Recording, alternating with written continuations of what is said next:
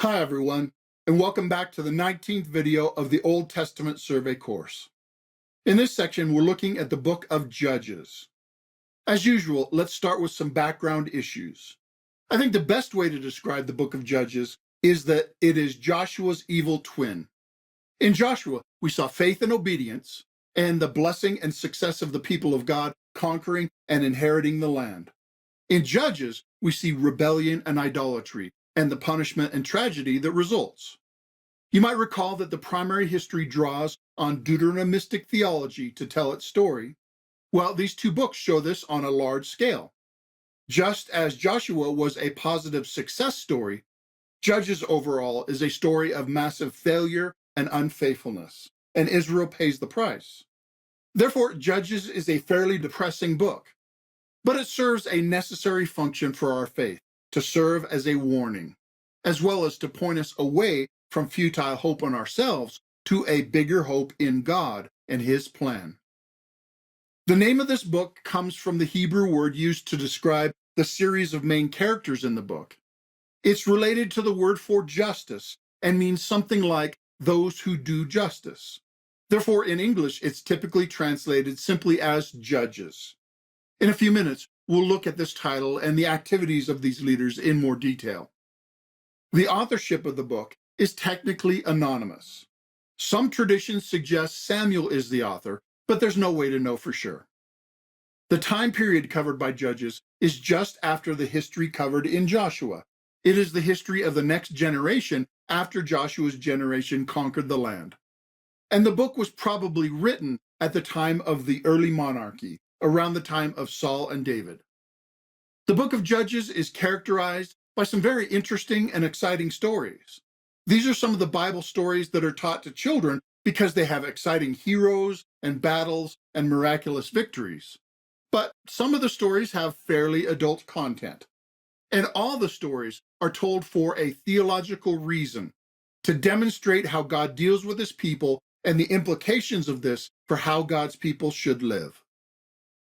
Now let's look at the organization of Judges with the outline of this book. The introduction of the book in the first section stresses that the conquest was incomplete, and the work of completing the conquest had stalled, and God's people fell into idolatry with the remaining nations. Then the main central section has the stories of 12 judges.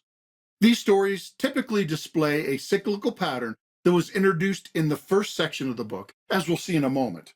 This repeated pattern happens many times in the central section. First, the nation sins by idolatry. As a result, God sends a nation to oppress them.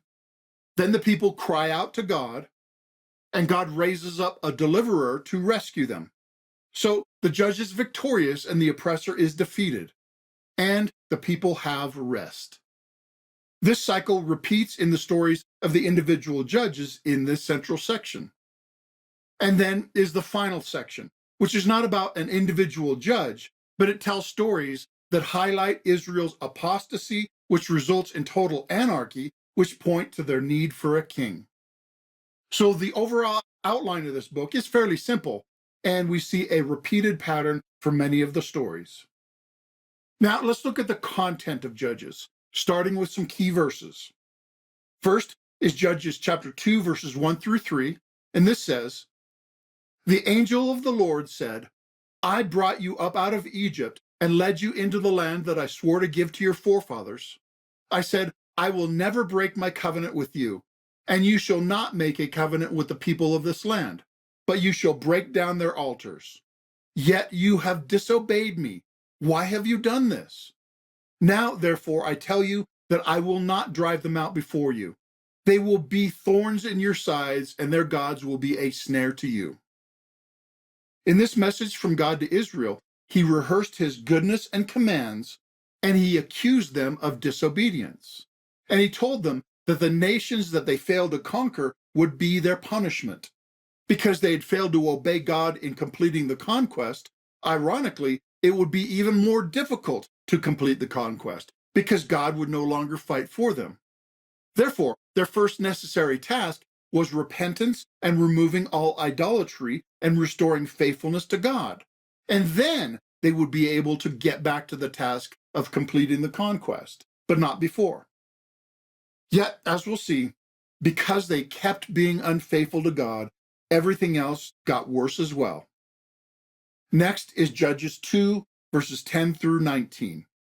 Among other things, this passage describes the repeated pattern that I just mentioned in the outline, so listen for it as I read these verses, which say, "After that whole generation had been gathered to their fathers, another generation grew up who knew neither Yahweh nor what he had done for Israel. Then the Israelites did evil in the eyes of Yahweh and served the Baals. They forsook Yahweh, the God of their fathers, who had brought them out of Egypt. They followed and worshipped various gods of the peoples around them.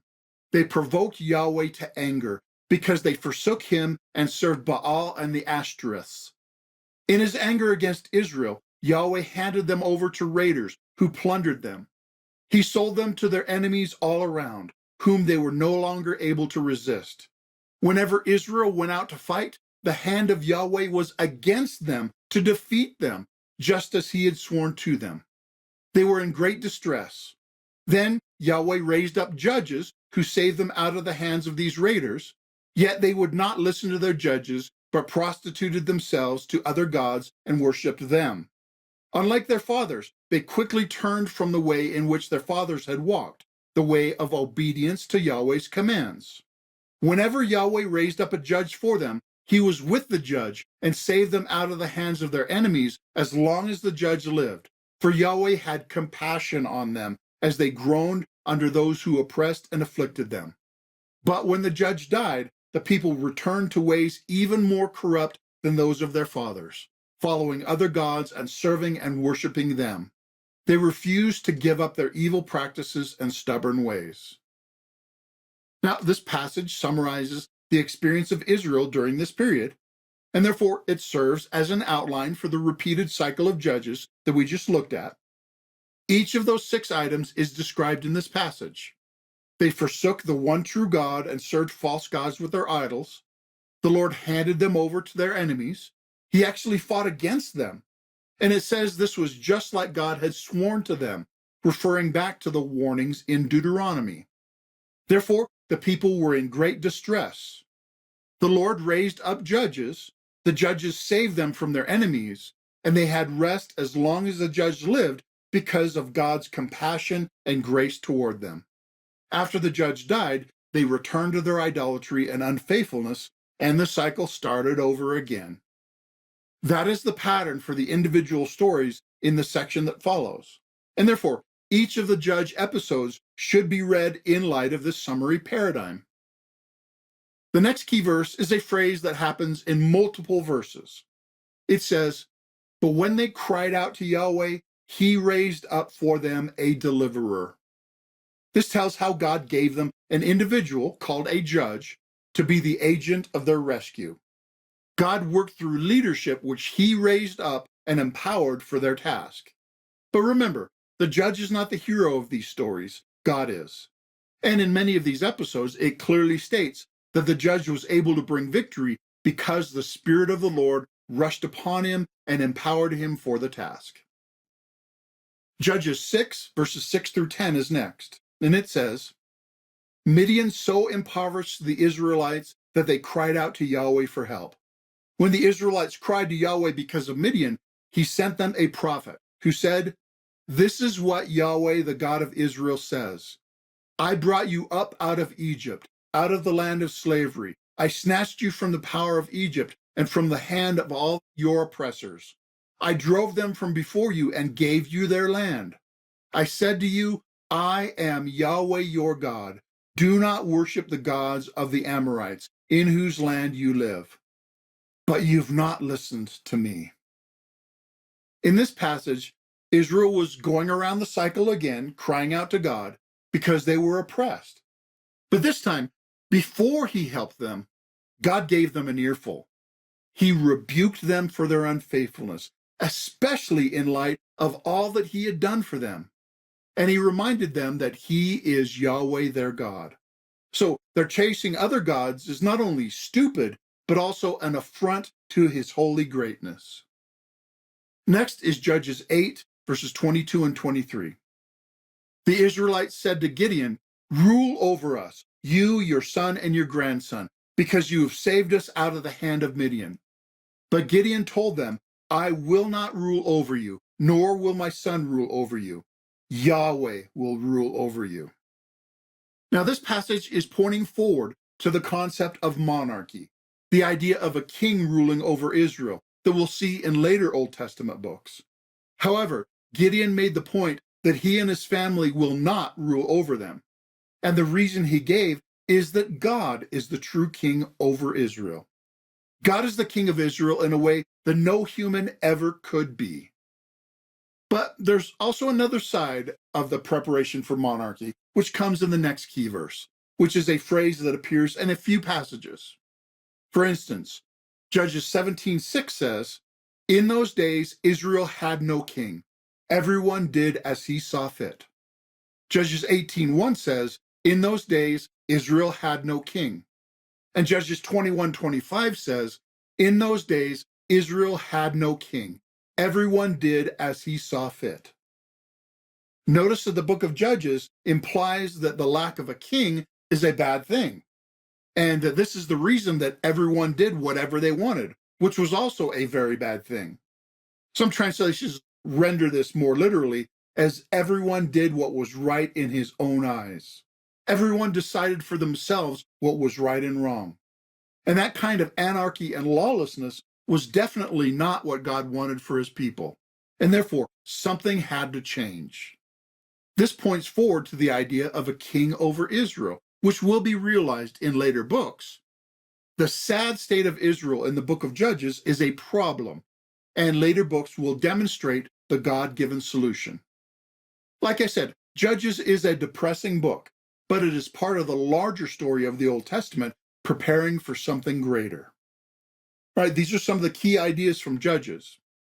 Now, let's continue in the content of Judges by working through each of the sections.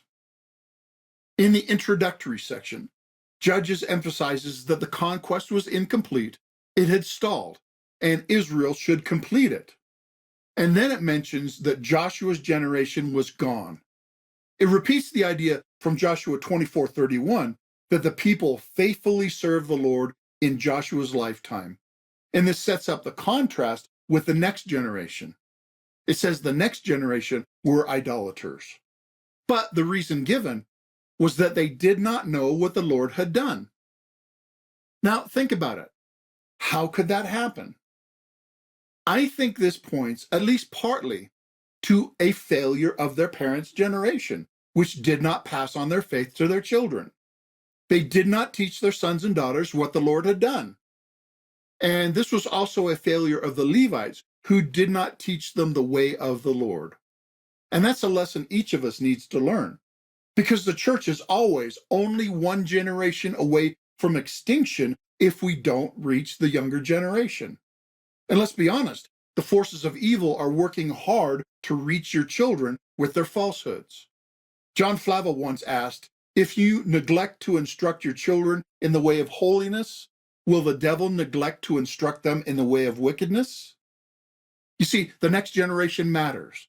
Therefore, make sure to serve the Lord in such a way that the next generation will follow him. Live in such a way that your great-grandchildren will be blessed by your godly heritage. But in the case of Judges, the next generation was unfaithful to the Lord and went after other gods, which started the repeated cycle of the Judges. And that brings us to the main part of this book, the cycles of Judges. Now, when we hear the word judge in our culture, we typically think of a person who makes a decision on legal matters. But when the word judge is used in the book of Judges, it does not primarily have this meaning.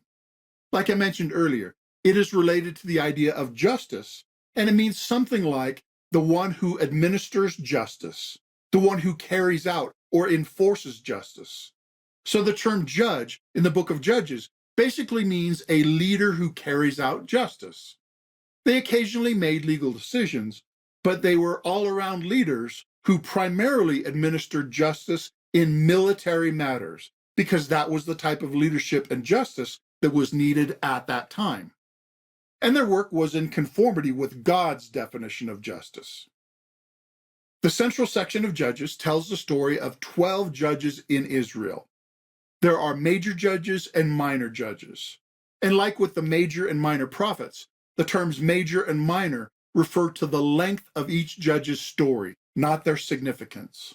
Some stories are just a few verses, and some cover multiple chapters, but they are all important. And notice from this map that the judges ruled in different places and among different tribes of Israel. Because the judges judged in different places in Israel, this brings up two possibilities when it comes to the chronology of the book of Judges. These stories could have happened one after another, or some of the stories could have taken place at the same time in different places, so that the stories would overlap in time. And I mention this because this is what explains the two different possible dates for the Exodus. If the judges were one after another, the early date of the Exodus and conquest is necessary. But if they overlap, the later date is at least possible. The book of Judges itself does not give us any indication which of these two chronologies is more likely true. And in all the narratives of individual judges, as long as their story is told in enough detail, they follow the pattern we looked at earlier. However, if we look at the 12 judges as a whole, each successive judge and story gets worse. Othniel and Ehud, the first judges, are mostly positive and godly. Gideon, in the middle, is a wishy-washy leader, neither good or bad.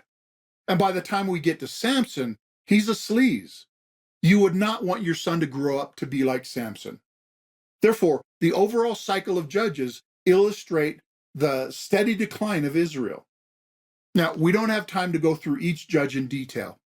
Let me mention a few of the judges just to illustrate. The story of the first two judges, Othniel and Ehud, follow the cyclical pattern. Each story tells what happens in the sequence of these 6 steps of the cycle, which is clearly demonstrated in each case.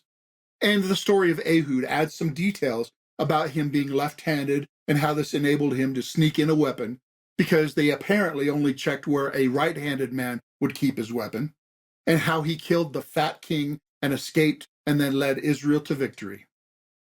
Next is Shamgar, whose story is told in only one verse, chapter 3, verse 31, with very little detail given. And we're told that he saved Israel by striking down 600 Philistines with an ox goad, which is basically a pointed stick. But think about it. If only one man was able to save Israel from so many enemies with just a pointed stick, then you know that God was with him. Then is the story of Barak, which is also the story of Deborah. And this story is actually told twice, once with straightforward prose in chapter 4, and then again in a poetic retelling in chapter 5. And this story demonstrates that the leaders were starting to get worse. Barak lacked faith and had to be goaded into leading. Bruce Waltke wrote, "The contrast between Deborah and Barak suggests that God raised up a woman to lead Israel because the Israelite men were cowards and declined leadership. And therefore, Barak does not get credit for killing the enemy leader. Rather, that was done by another woman named Jael." And this story contains another sandwich structure, which highlights the fact that it is God who defeated the enemy and gave them into Israel's hand. And the punchline of the poetic retelling is that God's enemies will perish, and those who love him will flourish. Next is Gideon. This story is told in such a way to make it plain that only God is responsible for the victory. The account starts with a rebuke from God to his people because they had fallen into idolatry and were being oppressed as punishment. And Gideon was afraid and had to be convinced by God to stand up against the oppressors. Again, the quality of the judges is going down as the book progresses. And the first thing God required from Gideon was to cut down the idol in his own hometown. God made Gideon war against idolatry before he could go to war against the oppression. Then God made Gideon reduce the size of his army so that it was evident to everyone that the army was not the cause of their victory. They raised a war cry in the name of Yahweh, and the enemies all fled in panic. Gideon pursued and defeated the oppressors because God fought for them. Gideon was then offered the title of king, but he refused. And the punchline of that episode is that only God is king of Israel. Gideon passed the test of kingship, but later he failed when he made an object that became an idol which was worshipped. So as a leader, Gideon was both a success and a failure. Then after Gideon's death, a man named Abimelech, who was an illegitimate son of Gideon, he conspired with his hometown to seize the kingship over Israel for himself by killing Gideon's legitimate sons. He was rebuked with a fable about the trees of the forest choosing a thorn bush to rule over them, because all the valuable trees did not want to be king. And the point of that fable is that the people would get what they asked for. The kind of king they got would determine whether the king would be a blessing or a curse. And because of that twisted arrangement, the trees and thorn bush would end up destroying each other.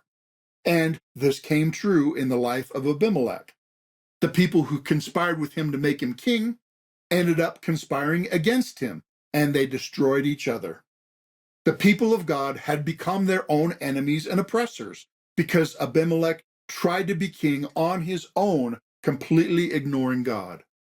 In that whole episode, God is only mentioned at the start when it says they ignored him and went after idols, and then when it says that God punished them all by turning them against each other to destroy each other.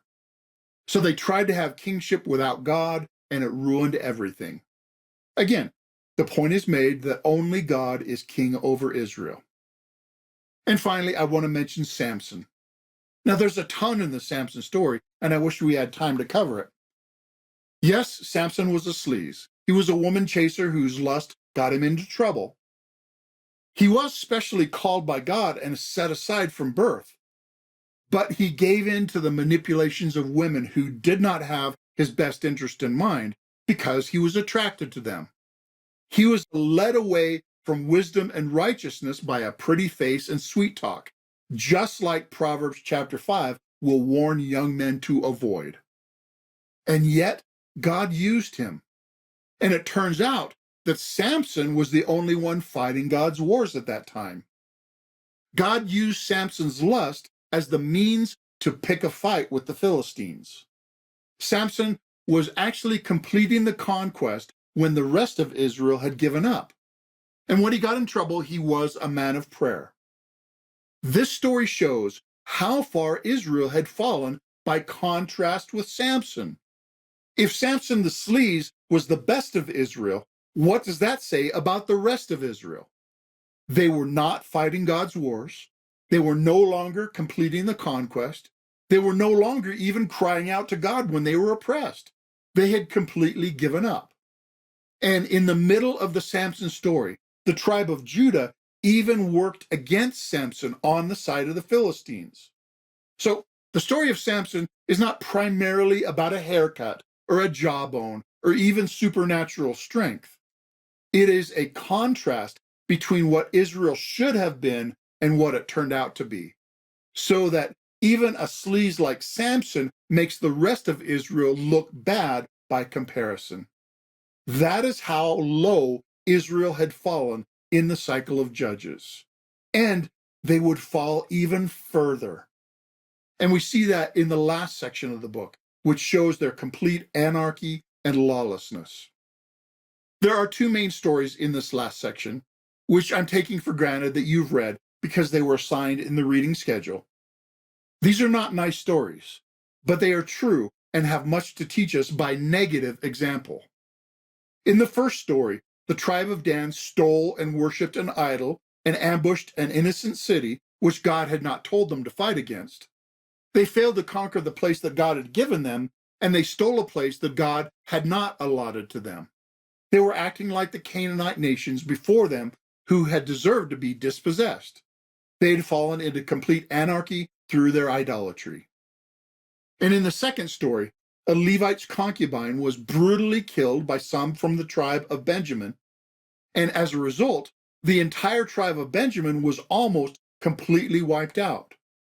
And this story has many similarities to the story of Sodom back in Genesis. That is how bad Israel had become. They were almost as bad as Sodom. And as a result, they were on the verge of extinction. By the end of the book of Judges, Israel had become as bad as the nations that they had conquered. What a tragic story. Something needs to change. They need a king. Like I said, the book of Judges is depressing overall, even though there are high points in the stories. And those high points of rescue are only because of God's mercy and faithfulness to his covenant, even when his people are unfaithful. These stories are honestly recorded, including all the failure to demonstrate the theological message of this book. And that naturally transitions into the theological themes of Judges. First is the cyclical pattern, and that is textbook Deuteronomistic theology. When they follow idols, they are oppressed. When they cry out to God, he saves them. The point is that his people should flee idolatry and avoid any compromise with the nations. But they don't, so they live to regret it. The second theme is God's faithful rescue. God is a powerful, compassionate, loving, faithful God who rescues those who don't deserve his rescue, solely because of his gracious nature. Now, we should take heart in this, but not presume upon it. And consequently, we should not automatically give up on people who hurt us, but we should follow God's example of extending grace and forgiveness. Yet, God's patience does have an end, and he is not to be trifled with. And the third theme is the need to complete the conquest. The people stopped moving forward with God's mission, and so they fell back. They did not zealously pursue what God had called them to do. They should not have let the momentum of spiritual growth and progress stop. And that's a lesson for us. Whenever we make peace with pockets of sin in our lives, no matter how small, they will come back to haunt us. The fact that they had trouble completing the conquest was a continual problem for Israel, which will come up in later books as well. And the final theme is the need for a king. The fact that they were falling into idolatry and anarchy shows the need for unifying leadership that will lead them in a better direction. Now, we've seen a mixed message about kings in the book of Judges. On the one hand, Gideon rightly rejected kingship because only God is king. And Abimelech's attempt to make himself a king without God ended in complete disaster. But on the other hand, by the end of the book, their lack of leadership had caused tremendous problems.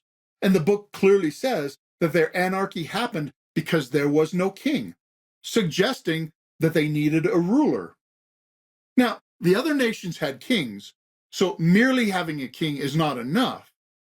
We'll see in the books of Samuel and Kings that what really matters is what kind of king that they have. But in the book of Judges, the point is that what they had at that time was not working because everyone did what they wanted, and they usually wanted sinful things. Something needed to change, but not in the direction of what the other nations had. So the book of Judges serves to teach that Israel left on their own does not keep the covenant. They need a leader. They need a special kind of leader. They need a savior. Just being in the promised land was not enough. Even with every benefit and blessing, even with God's perfect instructions, and even with God regularly fighting on their behalf, they still were unfaithful. Something else is needed. They need a savior. So the book of Judges leaves us hanging with an unfinished story and an expectation for something more. Something has to change. Now, I sure hope that the subsequent books give answers to this problem. Now, you'll have to come back as we survey the later books to find out. But I think you've been given fairly good hints about what will happen later in the story. But for now, let's review the book of Judges. In terms of the organization of Judges, what I would like you to remember is the cycle of Judges. And for review, I've simplified it down to just 4 terms: sin, oppression, crying out, and rescue. And you can use the word soccer to help you remember the cycle of Judges. And the themes of Judges are cyclical pattern, God's rescue, complete the conquest, and the need for a king. And you can use the word sorry, they don't all work out as something memorable. All right, that's all for the book of Judges. Overall, it's a sad story, but an important lesson for us to learn. In the next section, we'll look at the book of Ruth, which starts to bring hope. And I hope you join us. Thanks for watching.